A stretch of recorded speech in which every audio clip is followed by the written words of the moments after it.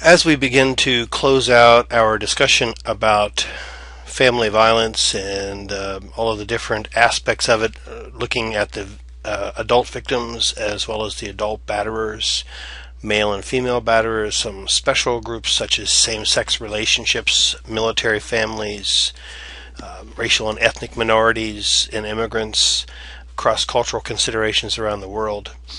We've looked at child victims of abuse, both physical and sexual, and emotional abuse. We've looked at neglect, and we've also looked at adolescent victims and perpetrators, and spent a week looking at the effects of family violence upon children, in particular both the biological and the social development of those children and the interpersonal relationships that they have in the family. And so, as a tie-up for all of this, we're going to take a look at different kinds of considerations when we pull all of this together for practice, policy, and prevention.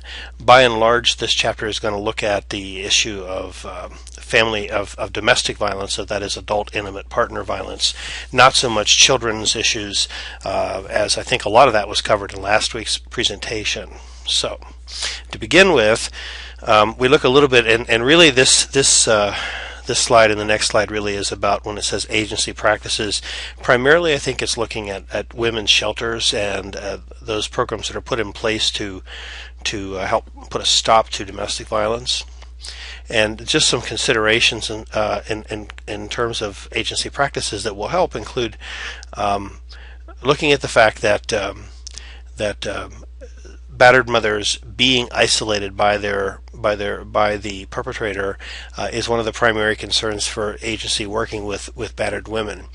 They have fewer friends, they have fewer contacts, fewer long-term relationships, and fewer people who listen to them. This is true not only, and as we talk about rural women in rural settings, this is even more pronounced for them, but this is also true for battered women in suburban and urban communities, because one of the things that batterers do is to isolate their victims. That's one of the ways that they maintain control and power. Some of the agencies have taken on some pretty innovative programs, like for instance, collecting cell phones and distributing them to the women that have made contact with them, so that the batterer may not know that they have this cell phone, but they do, so that if they have to break away and they need someone to come get them away from abuse or whatever, they have that phone to make a connection. So while stopping the abuser is the first step, helping the survivor to develop a safety plan that is realistic and also something then to help that survivor heal is the next step as well. So we look at things like social support and try to determine what types of social support help, because that is really a crucial element to this, and this includes things like being able to contact the police and have police respond when a call is made. We may help them to find a place to stay, whether it's at a shelter or if it's a friend that is willing to kind of stick their necks out to provide some safe haven for their friends in a relationship like this. Encouragement to get counseling for those women that are having trouble breaking away from the abusive relationships. These are all kinds of things that can be provided but not only by professionals, that's certainly an important part of that job, but also by the individuals in their life. Because in the end, one of the things they say here is that battered women, really, we want to give them as much control as possible in making decisions. This is something you'll notice with most women's shelters, is they really don't have. There's certainly rules and structure when children and mothers are in the shelter in terms of conduct, behavior, and those kinds of things. Substances aren't allowed in most shelters with integrity, those kinds of things. But in terms of when the person goes back to the relationship, or if the person goes back to the relationship, beyond being able to offer services and offer alternatives for the mothers, the shelters generally are accepting of mothers' decisions in that regard. And when they come back around, if they do go back to their abuser and they come back to them, they generally will accept them back willingly. So it is really something that the victim has to have control in these situations in making decisions. So. one of the issues, and this comes up at the end of this week's discussion, which incidentally is in 3 parts, is that battered women sometimes are not allowed into the shelter if they're arrested because they have engaged in violence themselves. So sometimes those women who strike back, they get arrested and become ineligible for admission to the shelters because of the arrest in charge of domestic violence, and yet they're really not true female batterers. There's a difference between the violent woman and the woman who's protecting herself when she's already been assaulted. And so there's an important need for the shelters to distinguish between the 2 types of individuals and situations, and to be willing to accept women who have been victimized and who are fighting back. With parenting skills is one of those things that we find that's very important for women also as they come into shelter and they leave the perpetrator, because in general, perpetrators, the batterers tend to have very tight control of the children and the wife, oftentimes dictate how the wife disciplines the child, or whether the child is disciplined and how harsh the discipline is. And so oftentimes in these situations, the disciplinarian, so to speak, the person who does the parenting in the home, the structuring of the home, is the batterer, and it's a very harsh environment. And so when the victim, the survivor, leaves that situation and takes the children with her, sometimes the children begin to act out, because if children are raised in an atmosphere where fear is the thing that controls them, when the source of the fear is no longer present, there's really no reason, there's no limitation on the children's behaviors. In other words, they haven't really internalized the behavior changes. They're behaving themselves because they're afraid they're going to get in trouble with the batterer. And so when they leave the batterer, sometimes there's really nothing to fear. And so women find themselves in a situation where they don't know what to do with the children. If they've been applying discipline, it's very likely to have been physical and harsh. This is something that, as we learned last week, we need to get away from to help the children heal in situations like this. And so it becomes really critical for the survivors who leave with children to get parenting education and to learn new ways to structure children's lives and to respond to the kinds of challenges they throw to them. This is one of the things that drives women survivors back to the perpetrator, because they begin to, as they see their children acting out the way they do, they begin to feel that they can't raise the kids alone. This discourages them in their attempts for independence, and in fact, they can convince themselves that it was harmful for the kids to be away from the batterer, and so they may return because of that. So this is a key element, I think, in addressing women who've left the abusive relationship. Transitional housing is another thing that is very important as well. Our shelter in Kenai, as small as the community is, has a very good transitional housing program.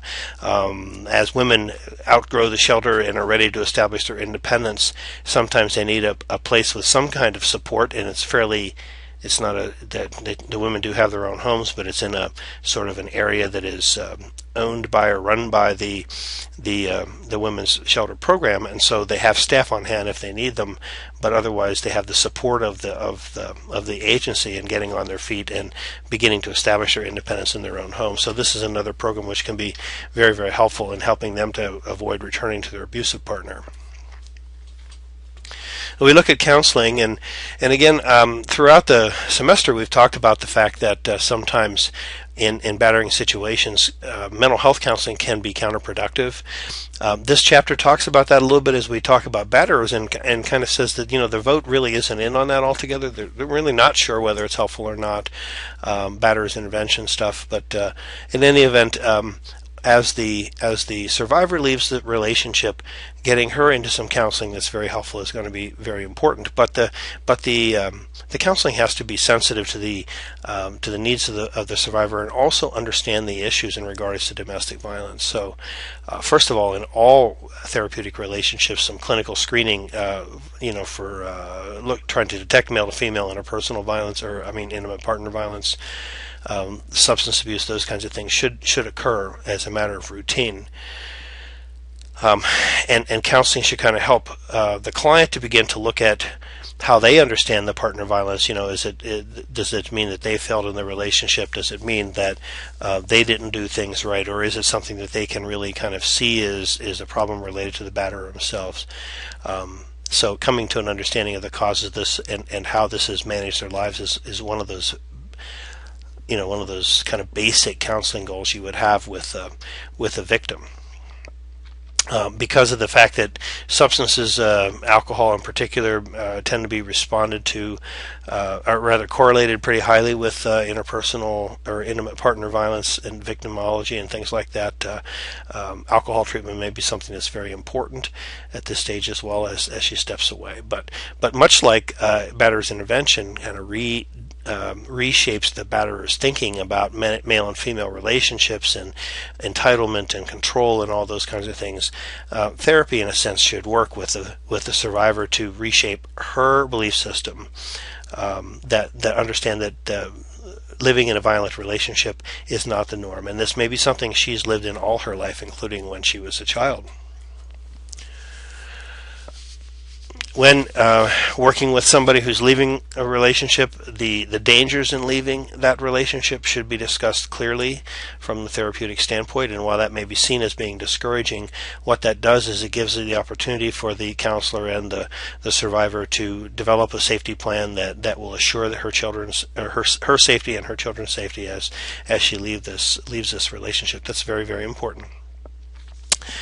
The text talks about brain-based psychotherapy, and that it kind of gets into some pretty specific things about the kind of interventions that therapists do. But really, what we're talking about, I think, here is looking at how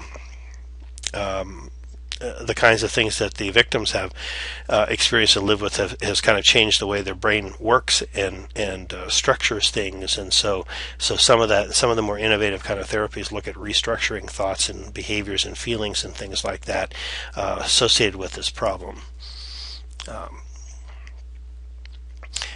Grief is another area that's important to deal with survivors, because it's very likely that both they and their children will leave with some positive feelings towards their abuser, and that should not be shamed. It shouldn't be discouraged, because it is a part of the whole package for them. And acknowledging the positives that the abuser may have brought to their lives is something that's very important to them, because now the task is going to be how to move forward without that. It isn't all negative necessarily, but by the same token, we want to be able to help her recognize her own negative feelings. People, I've seen this with workers that I've supervised also, with the frustration they have with survivors returning to the abuser over and over again is really a source of frustration to the workers, because they feel as though they're failing, and part of the reason for that may be that they're not acknowledging the positives in that relationship and the need to deal with that, and to try to find ways to kind of replace that with from other people.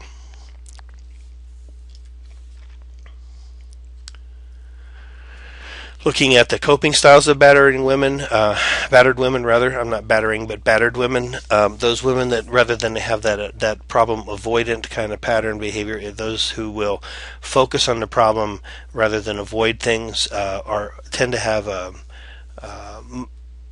greater success in terms of seeking help and counseling, professional help, and things like that. And empowerment becomes part of the very important key element in this. In terms of the survivor gaining power in her recovery, and also learning how to take action. Is that two-part piece here, where they have to first recognize that they have control and power in their lives, and then to begin to exercise that control. Forgiveness. Again, this is another thing that we don't tend to think a lot about with batterers, and much of the kind of the chatter that I've given you throughout the semester has been about holding batterers accountable and not letting them off the hook with giving them mental health diagnoses, and they can't really help it because of this or that, or they need medication to calm them down, that type of thing. Nonetheless, the elements of that relationship that the survivor carries with her may include some anger about things that have happened, and helping that survivor reach a point when she's ready to forgive the abuser for the kinds of things that have happened. Maybe something that's very important. And it's probably helpful for the children as well, because as we talked about in last week, I think, that the children oftentimes still have their own positive feelings about the batterer and want to stay in touch with him. So seeing the survivor, the adult survivor, go forward with forgiving and everything can be good not only for her but also for the children as well. So the key piece here, not only should victims have control in the decision making when we're working with them after they've left the abuser, they really should be seen as the expert in the area of policy making and on a larger level as well. Some other the text goes into some other areas of things that on a larger level that we need to address, and this both in practice and policy. And one of the largest areas, of course, is discrimination against women, and this is true all over the world. But discrimination against women in political and legal systems are the things that allow practices to undermine their attempts at independence. So many settings, and the authors talk about college classrooms where college students gave more credibility to male lecturers or male professors than the things the female professors were saying, even in spite of themselves, believing that they were fair-minded. Nonetheless, it just goes to show again what I believe I've mentioned before, that as a society and as individuals, we have progressed towards a thing where most of us at least believe that women and men are equal, and women should be given equal opportunity in work or whatever it is that they want to do. But underneath all that, we have generations and generations and generations of patriarchy that is sort of our foundation, that probably still exists in some of the most advanced of our of social consciousness. Even those of us who are well advanced in those areas, we probably still carry these. I'm including myself in this, and it's probably not proper, but elements of discrimination against women continues in all of us, even those of us who believe we've moved beyond that intellectually. So we have to be aware of that and catch ourselves at times when that happens. And there are policies, government programs, for instance, they point out where, and this is what we call institutional discrimination, institutional sexism, where if tenants are evicted from a government housing project, for instance, when there's violence in the apartment, this would include evicting the victim. When in this situation she is a victim, and those things need to be looked at and refined. The court systems have certainly some evidence of discrimination, where I think it was mentioned as 18% of the cases that go through the courts in one study involving intimate partner violence, only 18% of them had a child support award attached to it with the final judgment. Almost as though if the abuser can't be there, then the abuser can't be held responsible. So these are things that have to be fixed.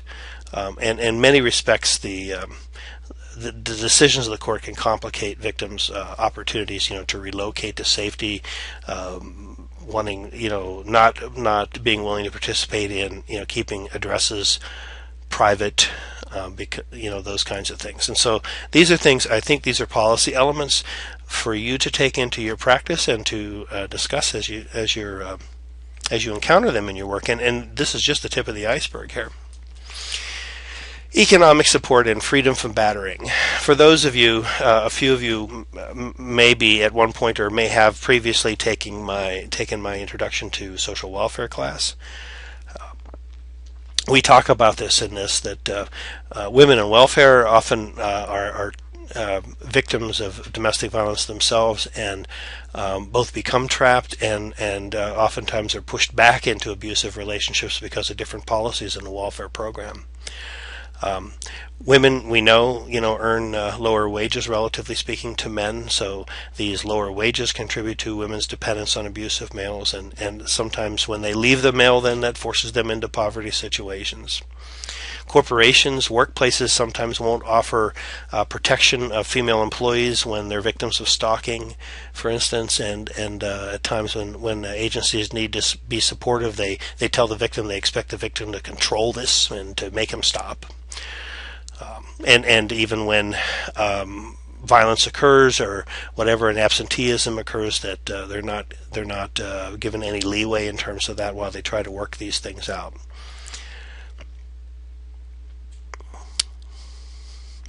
the text also even talks about training unskilled males so that they have an opportunity to pay support.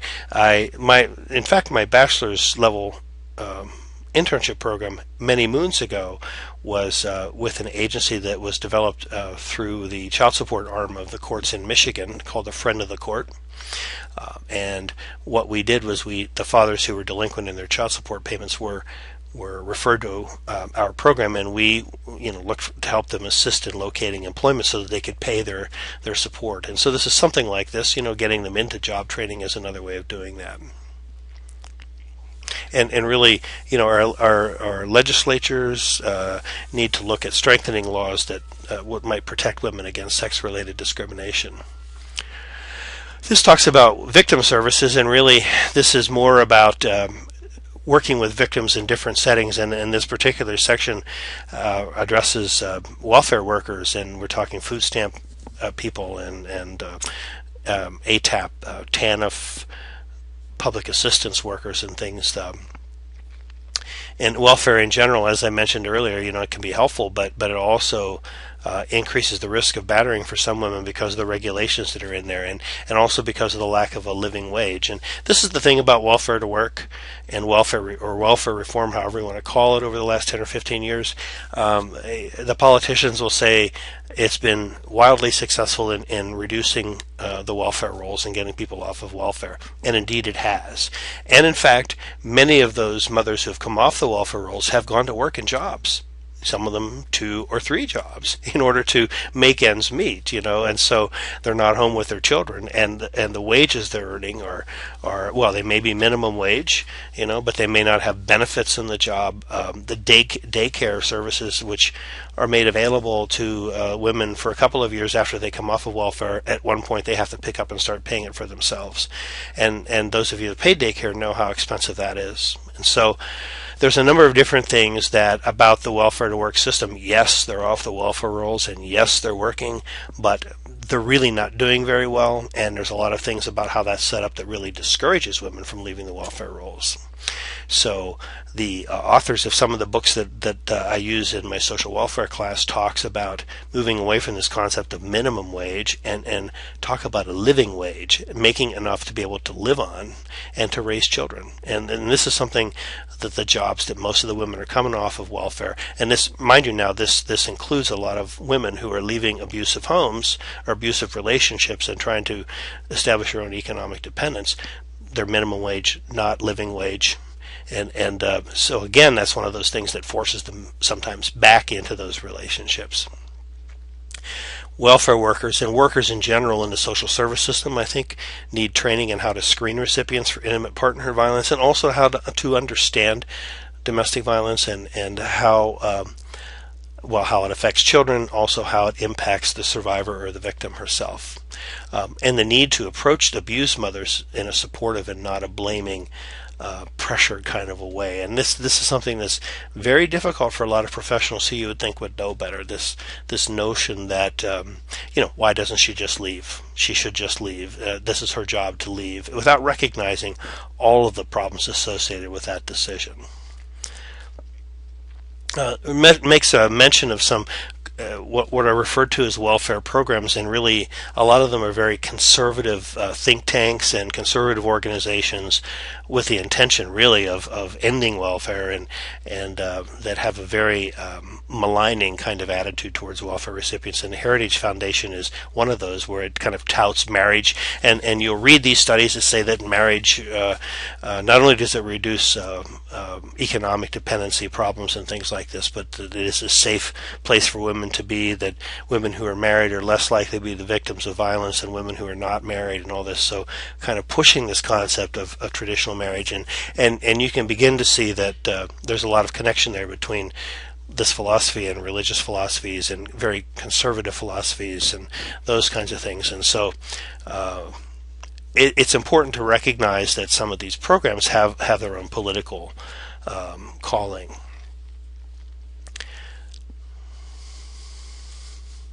Healthcare providers, of course, the text points out that battered women tend to disclose more than any other group. They disclose about violence in their homes to their healthcare providers. And their laws have been strengthened, just like in the 1960s or so when mandatory reporting laws in 1970s where mandatory reporting laws came into being child abuse requiring doctors to report suspected abuse.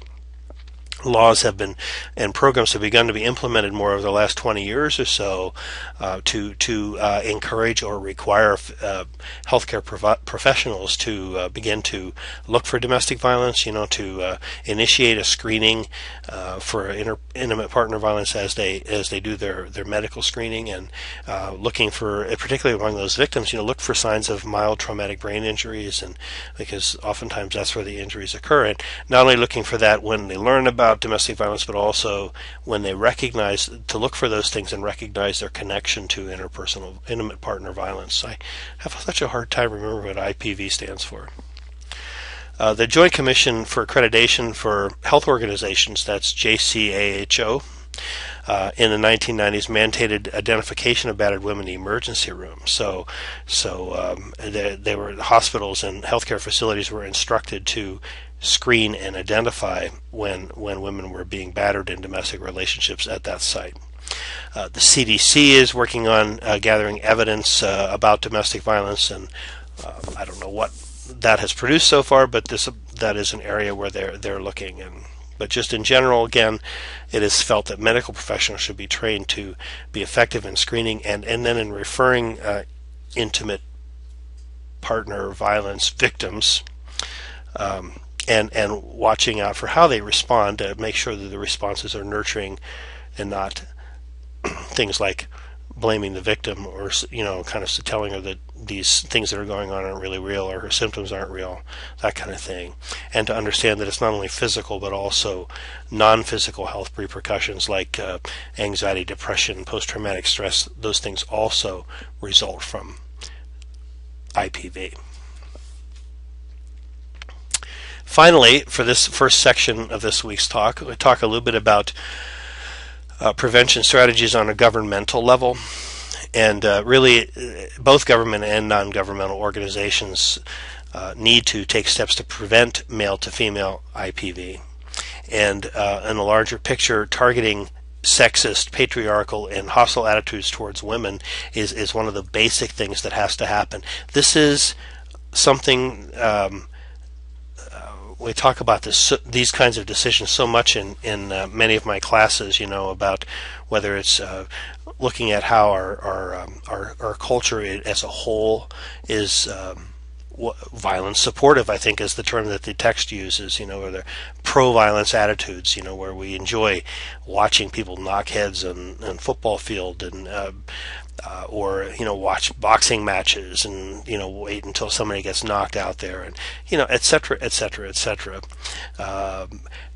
We have a pro-violent attitude in our culture, and that's something that needs to start changing. We have misogynistic kinds of leanings in the way we view women, and feminism and femininity, and the traits and qualities associated with it. We raise our girls to be passive, and to a certain extent, as opposed to males to be aggressive. Girls are raised to be passive. Girls are raised to be nurturing and supportive, and dependent. And these are all things that, generally speaking, in our society we view as negative characteristics. So how do we set up our young women to function in a society when really we're as a culture we're teaching them these to act in certain ways and to approach life in certain ways that in general we view as being less than positive. So these are the kinds of hidden institutional things that we have in our daily existence that we have to look at, and we have to begin to change if we're going to alter. I mean, I know we're talking about big things here, but this is what we have to change. So things that universities can do to have freshmen attend violence prevention classes, and many public awareness programs can also begin to help potential victims to begin to avoid victimization. The women's shelters and other programs oftentimes are going out into the high schools and talking with adolescents about dating violence, because as we talked about several weeks ago, a lot of times kids don't recognize what's going on in those relationships. So that will tie up the first part of this week's three-part lecture. In the next lecture, we're going to look at the next part of this. We're going to look at policies and practices regarding treatment of the abusers. So tune in to the next lecture after you take a little break.